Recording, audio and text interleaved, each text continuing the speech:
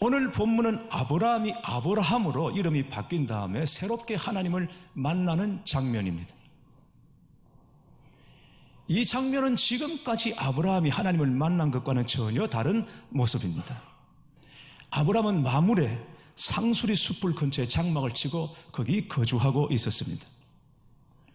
그런데 어느 날 하나님께서 예고도 없이 아브라함을 찾아오셨습니다. 아브라함을 찾아오신 시간이 낮 뜨거운 때입니다. 정오쯤입니다. 이때는 여기 사람들이 활동을 하지 않습니다. 움직이지 않습니다. 장막 안이나 나무 그늘에 들어가서 쉬거나 잠을 잡니다. 그런데 그런 시간에 누가 찾아왔다면 그건 불청객에 틀림이 없습니다. 하나님께서 바로 그 시간에, 아무도 움직이지 않는 시간에, 쉬는 시간에 불청객처럼 아브라함을 찾아오신 것입니다. 왜 그러셨을까? 하나님께서 아브라함의 믿음을 시험하시는 것입니다. 하나님은 우리에게 좋은 것 주시고 복을 주실 때 반드시 우리의 믿음을 시험하십니다. 복 받을 그릇이 되었는지 되지 않았는지를 확인해 보시고 점검해 보시고 복을 주십니다. 왜냐하면 그게 안 되면 복을 주어도 복을 누리지 못하기 때문입니다. 그래서 하나님께서 귀한 것 주실 때, 은혜 주시고 복 주실 때는 반드시 아무도 움직이지 않는 이 낮 시간에, 뜨거운 시간에 불청객처럼 찾아오신 것처럼 우리를 시험해 보시는 것입니다. 교회 여러분, 그러므로 때로는 우리가 짜증스럽고 모든 것이 귀찮더라도 하나님이 부르시고 하나님이 나를 이끄신다 여겨지시면, 하나님이 내게 은혜 부어주시려고 하시는가 보다 라고 생각하고 기대하는 마음으로 하나님께 나오시기를 바랍니다. 아마 아브라함은 아침 일찍 일어나서 가족들을 돌보고, 그리고 날씨가 더 더워지기 전에 해야 할 것을 하고 난 다음에 장막에서 잠시 쉬려고, 누우려고 그렇게 앉아 있었을 것입니다. 그런데 장막 건너편에 낯선 세 사람이 서 있는 것을 보았습니다. 용수철처럼 일어나서 그 사람들에게 달려가 땅에 엎드려 꿇었습니다. 그리고 간청합니다. 제발 그냥 지나가지 마시고 들어오셔서 발 좀 씻으시고, 그리고 음식을 준비할 테니 드시고 가시라. 꼭 그렇게 해 주십사 간청을 합니다. 그랬더니 그들이 그렇게 하라고 하면서 아브라함의 영접을 받아들입니다. 자, 여기 나타난 세 사람이 누구이겠습니까? 1절 말씀을 보면 알 수 있습니다. 여호와께서 마물의 상수리 나무들이 있는 곳에서 아브라함에게 나타나시니라. 세 사람이 누구라고요? 여호와 하나님이십니다. 2절에 보니까 하나님이 세 사람의 모습으로 나타났다고 말씀하십니다. 눈을 들어 본 적 사람 셋이 맞은편에 서 있는지라. 그래서 이 세 사람을 성부, 성자, 성령, 삼위일체 하나님이라고 볼 수도 있겠습니다. 그러나 다르게 볼 수도 있습니다. 히브리서 13장 2절에 보면 이렇게 말씀하고 있습니다. 손님 대접하기를 잊지 말라. 이로써 부지 중에 천사들을 대접한 이들이 있었느니라. 부지 중에 천사를 대접한 이가 있었다. 오늘 본문에 나오는 아브라함의 이야기입니다. 그러니까 여기 나오는 세 사람은, 한 분은 하나님이시고 두 사람은 천사라고 보는 것이 정확한 해석일 것입니다. 그런데 놀라운 것은 하나님께서 아브라함을 찾아오신 방식입니다. 지금까지 하나님께서 수없이 아브라함을 만나셨고 대화도 주고받으셨습니다. 그러나 이번처럼 사람의 모습을 가지고 아브라함을 찾아오신 적은 없었습니다. 하나님께서 사람의 모습을 가지고 아브라함을 찾아오셔서 발도 씻으시고 음식도 잡수셨습니다. 여기 아브라함을 찾아오셔서 씻고 드시고 하신 하나님은 성자 하나님, 바로 예수님이십니다. 태초에 하나님께서 사람을 만드실 때에 우리가 우리의 형상을 따라 우리의 모양대로 우리가 사람을 만들고, 여기 우리라는 이름으로 성부, 성자, 성령 하나님이 등장하시고, 그리고 간간히 그림자처럼 사람의 모습으로 예수님께서 나타나셨죠. 이를테면 멜기세덱이라는 신비한 인물로 자신의 몸을 몸으로 드러내 주셨습니다. 그랬던 예수님께서 아브라함에게 완전한 몸으로 찾아오신 것입니다. 그것은 장차 사람의 몸을 입고 이 땅에 오실 예수님을 미리 보여주는 예표인 것입니다. 교회 여러분, 예수님께서 사람의 몸을 입고 이 땅에 오셨다는 거 여러분 어떻게 생각하십니까? 우리와 같은 사람의 몸을 가지고 예수님께서 이 현실로, 이 역사 속으로 우리가 살고 있는 이 땅 위로 오셨다는 것, 여러분 어떻게 생각하십니까? 이건 생각할 때마다 너무너무 가슴 떨리는 일입니다. 기적과 같은 일입니다. 이보다 더 놀라운 일이 없습니다. 왜냐하면 예수님께서 입고 오셨던 그 몸을 우리가 입고 있습니다. 그런데 우리는 이 몸 때문에 시험을 받고 있습니다. 이 몸 가지고 우리가 갖가지 시험을 다 받고 있습니다.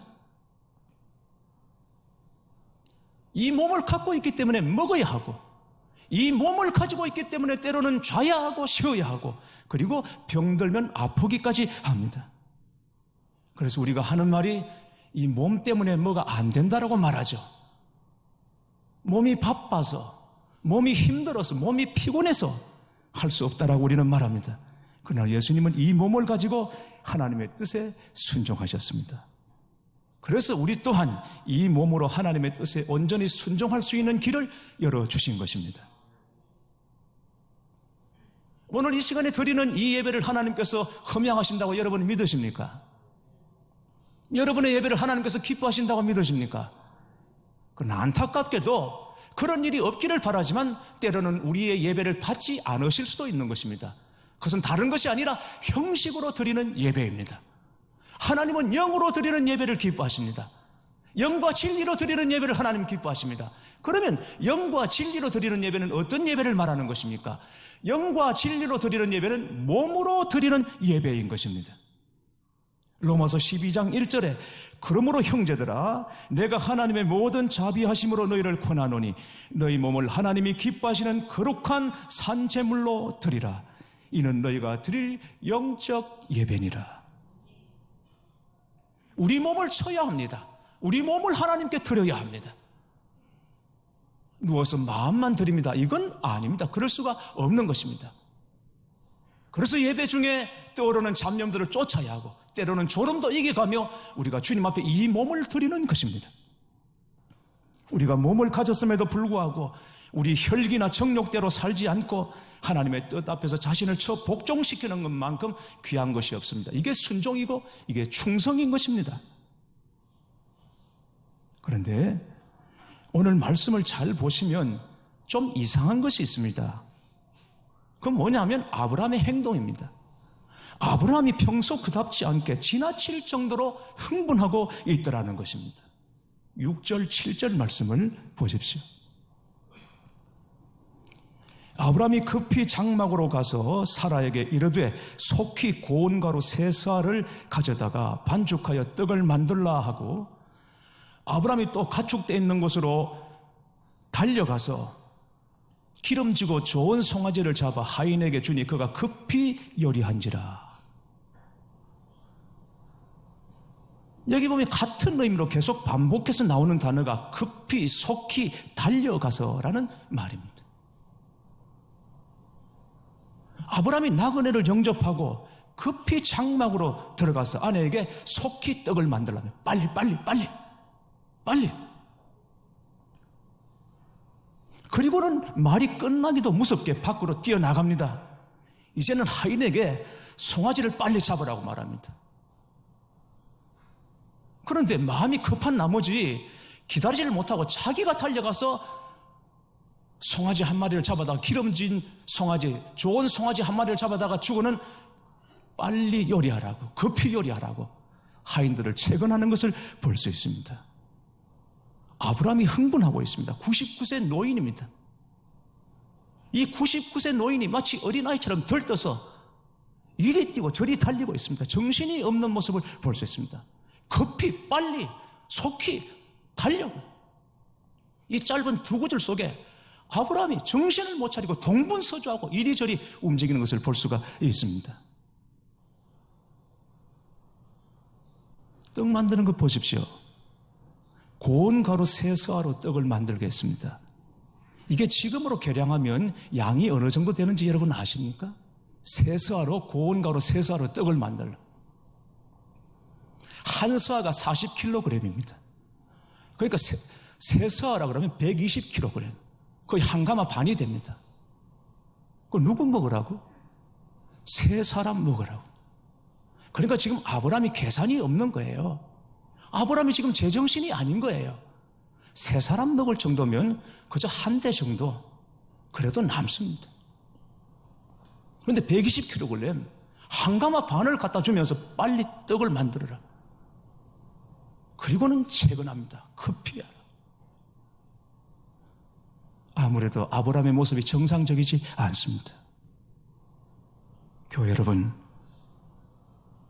아브라함이 왜 이렇게 흥분하고 들떠있고 가슴이 뛰는 것일까요? 왜 그랬을까요?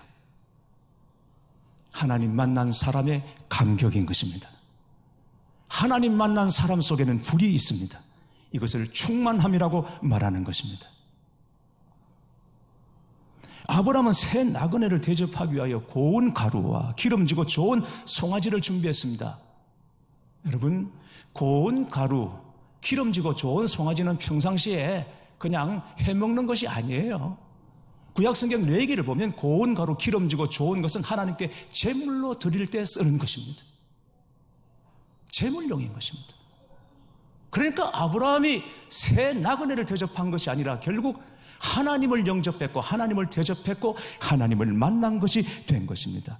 그래서 아브라함이 흥분하고 있습니다. 아브라함의 가슴에 불이 붙었습니다. 아브라함의 가슴이 뛰고 있는 것입니다. 사랑하는 교회 여러분, 여러분에게 이 감격이 있으십니까? 무엇이 여러분의 가슴을 뛰게 하고 있습니까? 무엇 때문에 여러분은 흥분하고 있는 것입니까? 지난 화요일에 대구에서 삼남년의 감독기 목회자 축구대회가 있었습니다.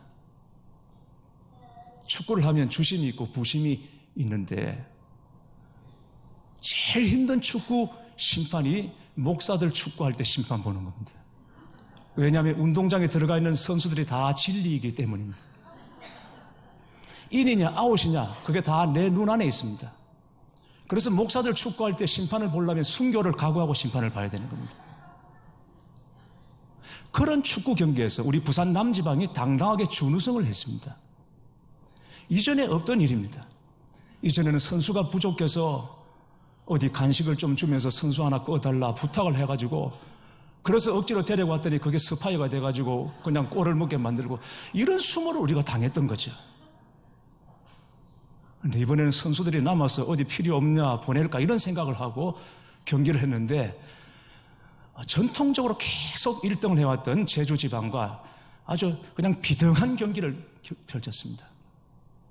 그러다가 마지막에 심판이 겁없이 판정을 하는 바람에 한 골을 내줘서 아깝게 준우승에 머물렀죠. 얼마나 응원을 했는지 그냥 사모님들도 그렇고 얼마나 응원했는지 목이 쉬어서 그걸 보고 감동을 해가지고 부산 남지방은 준우승에다가 응원상까지 하나 더 가져가라. 그래가지고 상을 안겨주는데 너무너무 기뻤습니다. 감격스러웠습니다. 주님을 향한 이 감격도 그렇게 있어야 하는데 하는 생각을 했던 거죠.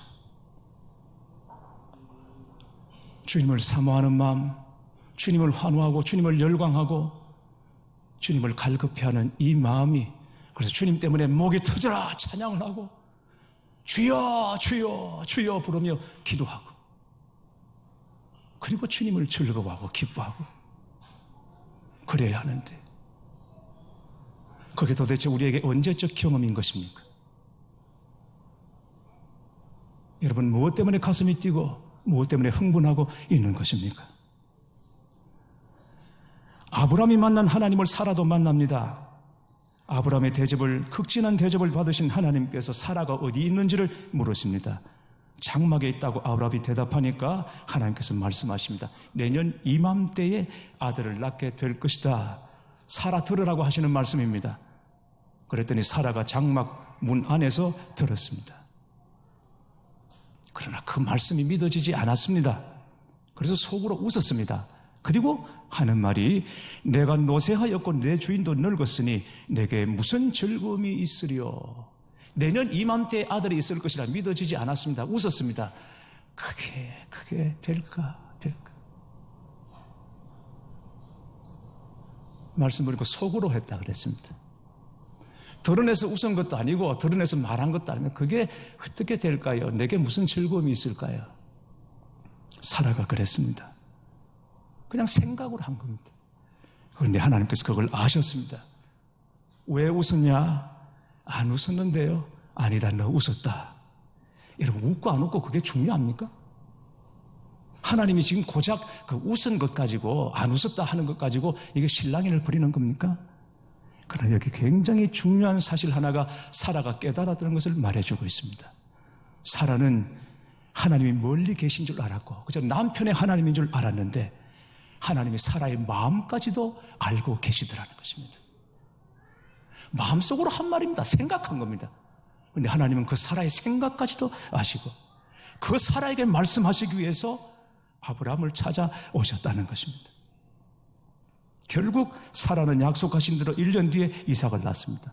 자신의 고백처럼 이미 늙어서 아이를 가질 수 없는 몸이었지만 하나님께서는 불가능이 없으시고 하나님의 말씀은 능치 못함이 없다는 것을 체험하게 되는 것입니다. 교회 여러분, 우리가 어떻게 하나님을 만납니까? 아브라함은 몸을 입고 찾아오신 하나님을 만났지만 오늘 우리는 말씀으로 하나님을 만나는 것입니다. 하나님은 말씀으로 날마다 우리를 만나주시고 그 말씀으로 우리를 새롭게 해주십니다. 말씀을 듣는 중에 우리 안에 성령이 임하시는 것입니다.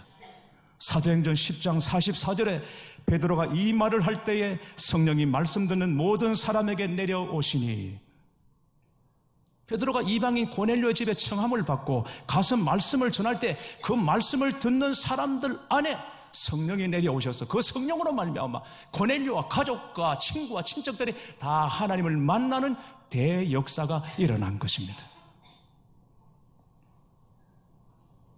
예전에는 참 이름 있는 부흥사들이 많았습니다. 유명한 부흥사들이 많았습니다. 그래서 그 유명한 부흥사들이 오셔서 부흥회를 인도한다. 그러면 거의 연예인을 찾듯이 성도들이 몰려갔습니다. 내 교회, 네 교회가 없었습니다. 불과 얼마 전까지만 해도 전봇대 부흥회 포스터 전단이 많이 붙었습니다. 그러면 산에도 올라가고 다른 교단도 가고 어쨌든 그 목사님을 통해서 은혜 받으려고 우리가 그렇게 다녔죠. 그래서 시대를 풍미했던 부흥사들이 있었습니다. 제가 그분들의 설교집 몇 권을 가지고 있습니다. 읽어보면 이런 설교로 어떻게 은혜를 받았나? 이 설교로 내가 그때 어떻게 은혜를 받았나? 너무 정확합니다. 너무너무 정확합니다. 그런데도 이리저리 쫓아다니면서 은혜를 받았던 것은 전하는 자나 듣는 이에게 모두가 불이 있었기 때문인 것입니다. 전하는 이에게도 듣는 이에게도 가난한 심령이 있었기 때문에 그 단순한 한 말씀에 우리가 은혜 받았고 하나님을 만났던 것입니다. 그것을 보면 하나님의 말씀이 반드시 화려하고 멋진 것이어야 하는 것은 아니라는 것입니다. 중요한 것은 이 말씀을 받는 내 마음밭의 문제인 것입니다.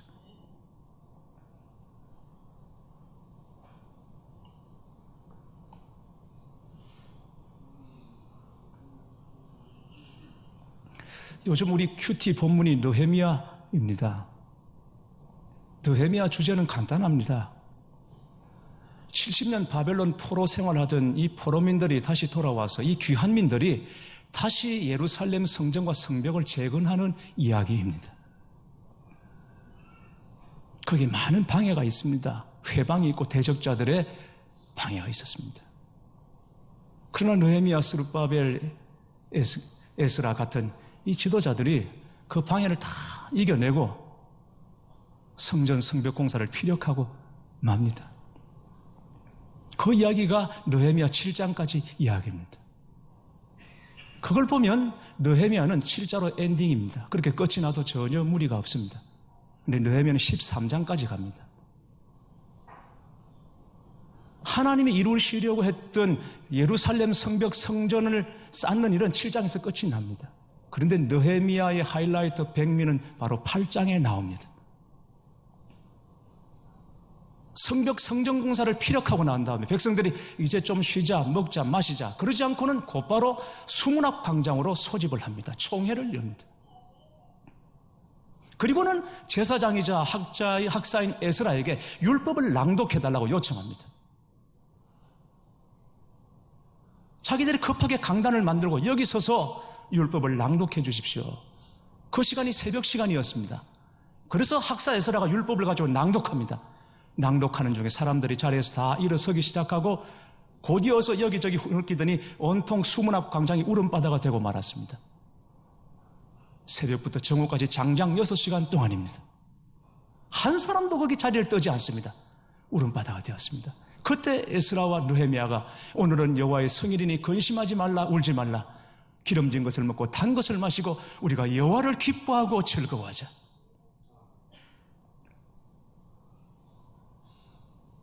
성벽 성전 그거 아무리 다 구비하고 방비를 해두어도 거기 하나님의 말씀이 없으면 아무것도 아니라는 것을 알았던 것이죠. 그거 다 만들어 놓고도 여전히 빈 것을 알았습니다. 그것은 하나님의 말씀이었습니다. 그래서 율법 낭독을 요구했던 것입니다. 그 말씀 앞에 울고 말씀 앞에 울고 웃고 말씀 앞에 먹고 말씀 앞에 마시고 이게 진짜 부흥인 것입니다. 말씀으로 하나님을 만난 사람들의 이야기인 것입니다. 에베소서 5장 14절에 사도 바울은 이렇게 말합니다. 그러므로 이러시기를 잠자는 자여 깨어서 죽은 자들 가운데서 일어나라. 그리스도께서 너에게 비추이시리라 하셨느니라. 여기 보면 두 종류의 사람이 나옵니다. 잠자는 자와 죽은 자입니다. 죽은 자는 예수님이 없이 교회 바깥에 있는 세상 사람들을 말합니다. 아무리 잘난 척해도 예수님이 없으면 죽은 자입니다. 잠자는 자는 누구입니까? 예수님을 믿어 구원을 받았지만은 구원의 능력을 잃어버리고 세상 사람들과 다름없이 살아가고 있는 그리스도인들 말합니다. 불이 없는 그리스도인들입니다. 충만함이 없는 그리스도인들입니다. 생각으로만 믿는 사람들입니다. 삶 속에서 하나님을 만난 경험이 멈추어버린 그리스도인들인 것입니다. 이런 사람들은 죽은 자들 가운데 누워있는 사람들과 같다. 여러분 생각해 보십시오. 여러분이 자는데 양옆에 죽은 사람이 누워있다. 얼마나 끔찍한 일입니까?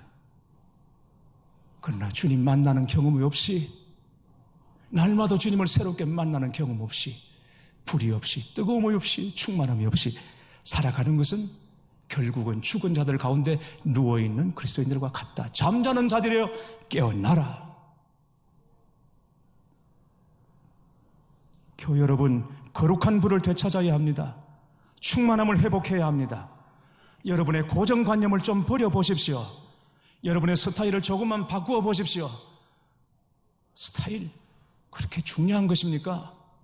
하나님은 하나님의 스타일을 버리시고 사람의 몸으로 이 땅에 오셨습니다. 주님께 조금만 더 가까이 다가와 보십시오. 마음을 조금만 더 열어보시기를 바랍니다. 그러면 이전까지 듣지 못했던 하나님의 음성을 듣게 될 것입니다. 조금만 더 가까이 다가와 보십시오. 하나님이 너무나 우리와 가까이 계시다는 것을 알게 될 것입니다. 날마다 매 순간 하나님을 만나는 경험이 다시 살아나 충만한 가운데 다시 가슴이 떨리고 흥분하고 뛰는 가운데 살아가는 살아있는 그리스도인들이 되시기를 주의 이름으로 축원합니다.